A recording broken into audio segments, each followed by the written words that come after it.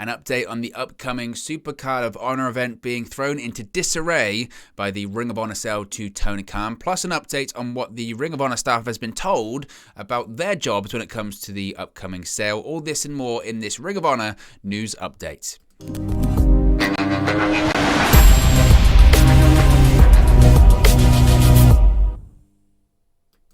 Hey guys, welcome back to Wrestling News 365. Hope everyone is doing very well. As always, there are plenty of news stories to get into today. So I want to talk a bit about Ring of Honor. I want to talk about what's going on with the pending sale, or the sale. It's already been signed. It's confirmed. We're in the asset transfer stage of the sale of Ring of Honor from Sinclair Broadcasting to Tony Khan, AEW President, CEO, Chief of Creative, all of those titles that he has. So, of course, Ring of Honor is set to return on April 1st, WrestleMania weekend, with the Supercard of Honor event. But reportedly, because of this sale to Tony Khan, the whole event has been thrown into chaos. And that's what we're going to talk about here. So Ring of Honor's pending sale, this comes from a report by SE Scoops, an exclusive by SE Scoops, shout out to them. Ring of Honor's pending sale has been reportedly thrown into disarray for the upcoming Supercard of Honor event. It's been thrown into disarray because of this pending sale. Now, Supercard of Honor 15 is scheduled to take place Friday, April 1st from the Curtis Colwell Center in Garland, Texas. It will be Ring of Honor's first live event since December's Final Battle pay-per-view. Now, sources are telling SE Scoops that Ring of Honor is reportedly way behind on the show's preparations, including finalizing the card, booking, travel arrangements, and other logistics.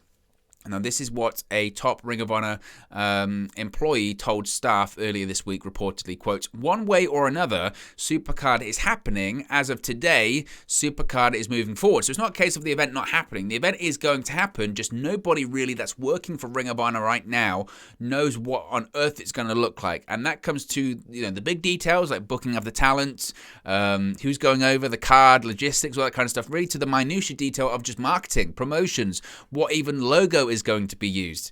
So Tony Khan's team, AEW, the people that run AEW, want to produce the pay-per-view and use their own production resources that they feel comfortable with, which to me makes sense. AEW has also run the building before, and they know what they're doing from that side of things, from the production side of things. Now, AEW also wants to handle the booking, but are being respectful of what's already in place. The dynamic has been described to SE Scoops as, quote, "The AEW team wants things to go smoothly, but done their way." Now, AEW has requested a list of talent that is booked for the show.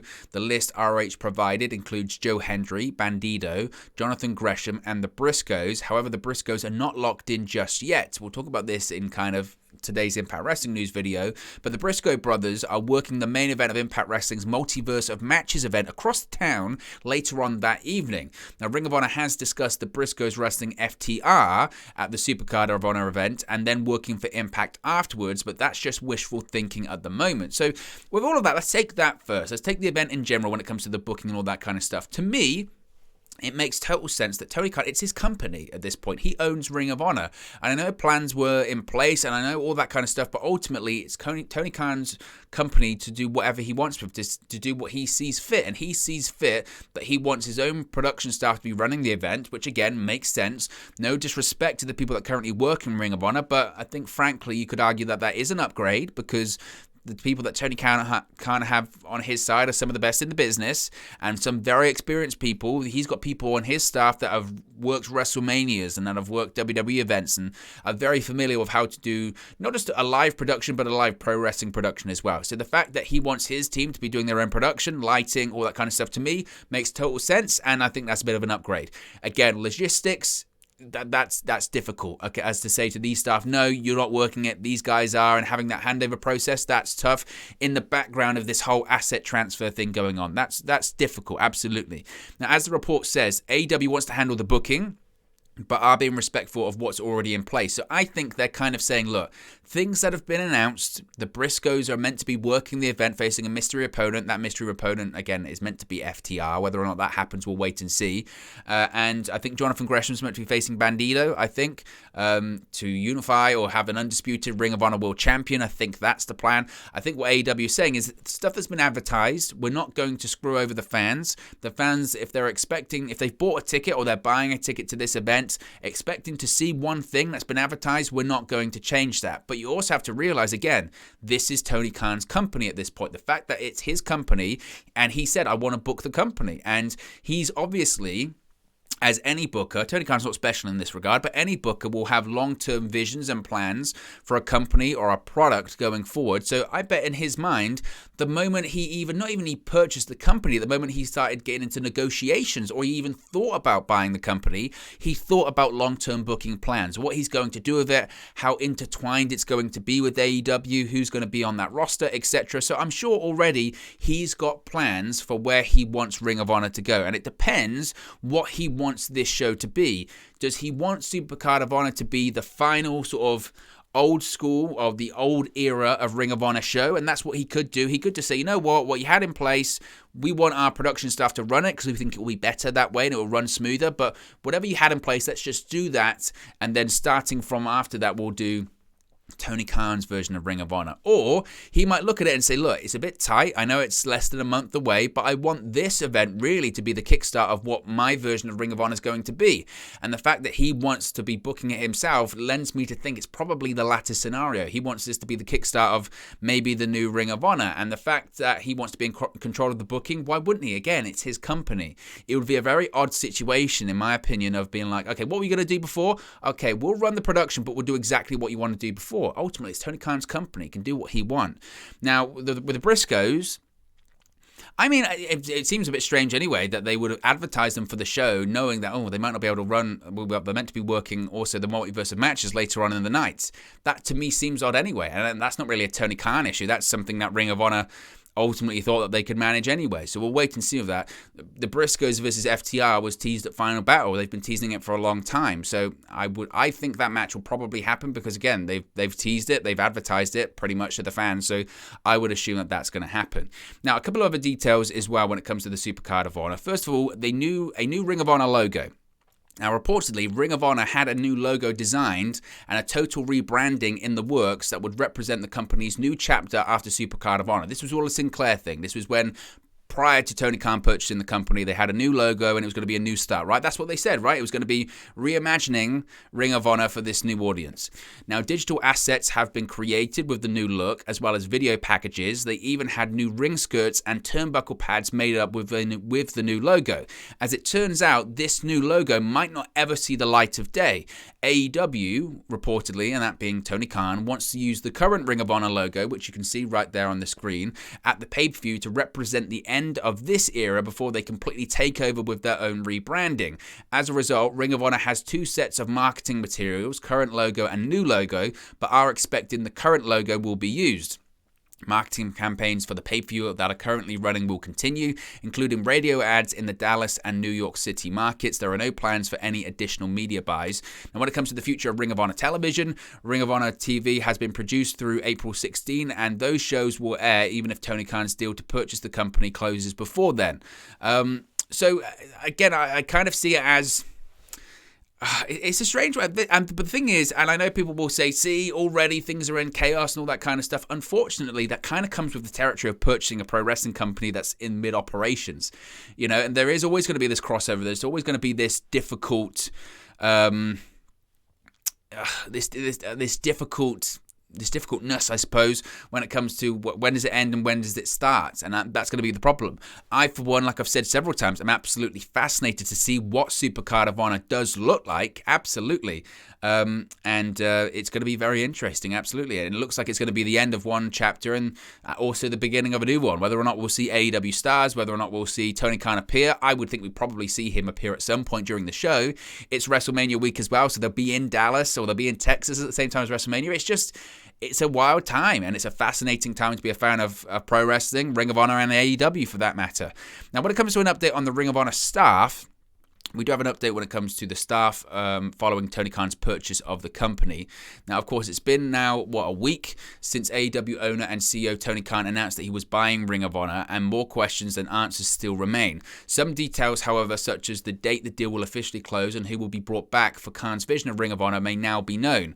According, once again, to an exclusive report by SE Scoop, so you kind of get the image here that SE Scoop certainly does have some sources either in Ring of Honor or certainly Sinclair Broadcasting. Ring of Honor executives are expecting the deal with Tony Khan to be completed around the first week of April, around the time of Supercard of Honor, though it is possible the deal will be closed sooner.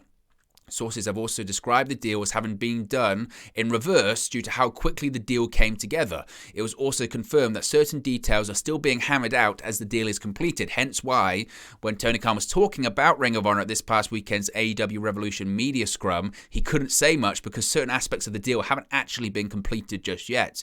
Among those details may involve who is kept on as the Ring of Honor regime change occurs. Sources have told SE Scoops that Ring of Honor employees do not believe that Tony Khan's regime will be interested in hiring them once the sale is complete, i.e. Tony Khan's going to want to bring in his own people or bring across people from AEW.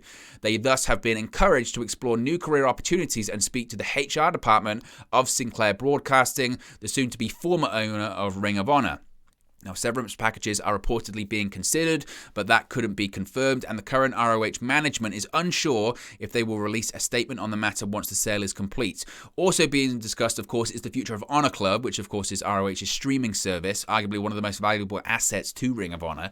Now, SE Scoops was also told that a call between Ring of Honor and AEW has been set up to review the streaming service's setup and whether it could be included in Khan's purchase of Ring of Honor. Subscribers then will ultimately be told regarding any potential changes to Honor Club, i.e. if the service is ending, what's going on, if it's going to continue, all that kind of stuff.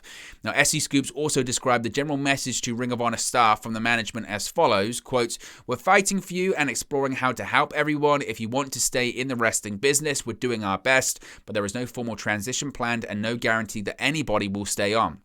So I can understand absolutely from the point of view of people that work for Ring of Honor, employees. Of course, they're concerned because they know that a new owner, as benevolent of a guy that Tony Khan is his business at the end of the day, and he's going to want to bring in his own people. I'm sure he's spoken to people already within AEW. Hey, you're going to probably be working for Ring of Honor. You're going to be my guy when it comes to Ring of Honor, all that kind of stuff. And that was one of the saddest things about WCW closing in 2001 is there were so many people behind the scenes that people didn't know about. Camera operators, lighting people, people that worked in the WCW office that were just out of a job and out of the pro wrestling business in general. And that sucks. And that really does suck. So I'm sure that is a very uncertain time. It's an uncertain time for everyone in that world of Ring of Honor right now. And we'll hopefully hear more about it over the course of the next month or so when this deal finally does close. Now, Ring of Honor founder and former owner Cary Silkin was a guest on Busted Open Radio this week, and he was asked about Tony Khan's new ownership of the promotion and how he personally felt upon hearing the news. This is what he had to say, quote, "Well, I don't know if this is going to make sense, but the combination of a gut punch and great joy at the same time," Cary said, "because I knew after processing it and the gut punch was going away, and no disrespect to Joe Koff, but we were in a much better position than we were a week ago." He said, Tony Khan, he's a pro wrestling guy. You know, Joe Koff, you guys have worked with, whether it's Sirius or at WWE, these are big corporations, so the pressure that comes above you is tough. So Joe could only do what he can do. There needed to be a bigger budget. They needed to get the production correct on every show. They needed more help in the back. Delirious, you know, he probably set the all-time record for the longest booker, and we know how that goes, and he needed more help. And there were different eras in the later stages. I like when Bully was there, and he's going to think I'm blowing smoke, but I like when he was there just for his knowledge, just for the other guys that were chipping in. And we all know in pro wrestling, it can't be a dictatorship or a one-man thing or you get burned out. With the future in mind, Cary Silkin discussed what he'd like to see and how he'd like to see Ring of Honor be presented in the coming months under Tony Khan's leadership. He said, quote, "In a perfect world, I would love to see Ring of Honor continue as a brand and obtain an hour of television, even if it's on YouTube. They always needed a destination, even though Sinclair, when I sold it to them guys, they had 75 stations, and I'll never forget the Jim Cornette thing, saying, oh, you know, what Vince McMahon would do to have 75 local affiliates. Well, at that point, that didn't mean a damn thing. Just to have a destination, maybe a network spot, once again, at least YouTube. I think with Tony Khan behind it, we're going to see a lot more cohesive, steady, and properly promoted company." So, you know, Cary Silkin's basically saying, I think, what a lot of Ring of Honor fans are saying, that, you know, there's uncertainty, absolutely, but there is hope when it comes to Ring of Honor, and that isn't a bad thing at all. But guys, let me know your thoughts on the latest update when it comes to the ROH sale and the ROH purchase by Tony Khan, as well as this latest news about Supercard of Honor and the Ring of Honor staff. And be sure to smash a like on the like button, and be sure to subscribe to Wrestling News 365, and I'll speak for you again very, very soon.